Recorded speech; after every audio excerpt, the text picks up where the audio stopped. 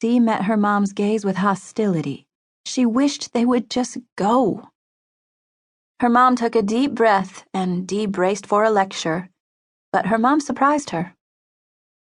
I love you, Maddie.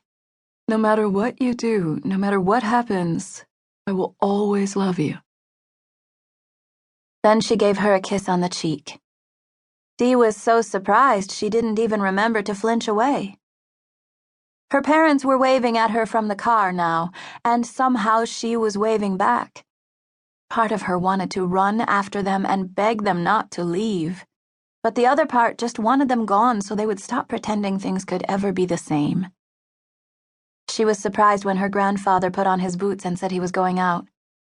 I've got to go check on a sick cow down to Louisville, so you just make yourself at home and I'll be back in time for dinner. This confused Dee briefly. It wasn't even 9 in the morning. Was he leaving her alone all day? He must have seen her confusion because he reminded her, Dinner on the farm is around 2. Maybe you could whip us up something to eat? There's some bacon and eggs in the fridge and plenty of food in the pantry. Did he really think she was going to be his personal chef? Nuking some nachos was pretty much her limit when it came to cooking, and she hadn't seen a microwave in his kitchen, just an old gas stove. That thing was probably dangerous.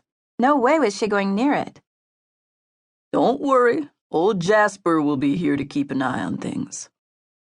He meant the black and white Shetland sheepdog that was eyeing the pickup hopefully. Then to Jasper, he said, Guard the farm, boy.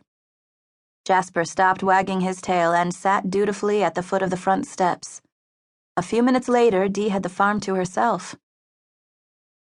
I guess I'll go take a look around, she told the dog, since my ride into town just drove away. He responded with a wag of his tail and followed her inside. Dee had actually wanted to poke around her grandfather's place, truth be told. She didn't know much about architecture, but she figured it was a fairly traditional farmhouse. Most of the downstairs was taken up by a combined living room and dining room. There was a wood stove at one end of the long room and a doorway leading to her grandfather's office. She tried the doorknob of the office and went inside. Dee bit her lip when she saw how he'd decorated the space. School art projects and homemade cards that she and Jacob had made filled the walls. She saw a handprint turkey she'd made in 2nd grade and placed her 15-year-old hand over her 7-year-old hand. Jacob had made one that year, too, and his traced hand was even smaller. Dee made herself stop staring at the tiny handprint and scanned the rest of the room.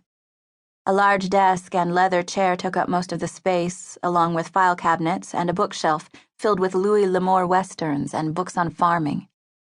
She looked through the desk drawers and wondered where her grandpa kept his computer. He had to have a computer, right? She couldn't find one, though, and when she checked her phone, she didn't see any wireless networks either. No texting, and now no email? This isn't happening, she muttered to herself as she left the office. She missed her friends desperately. They'd been mortified when she told them her parents were shipping her off to middle-of-nowhere Washington for a week. What did they even do there? Cow tipping? Maybe you'll meet someone, said Natalie. She was Dee's best friend. As if, said Dee, like I'm going to fall for some country music-lovin' bumpkin. I didn't say you had to fall for him, just a hookup, you know? She reached into her purse. See this stick of gum? It's lucky. When you find the guy you want to kiss, just pop it in your mouth and the lucky gum will do the rest.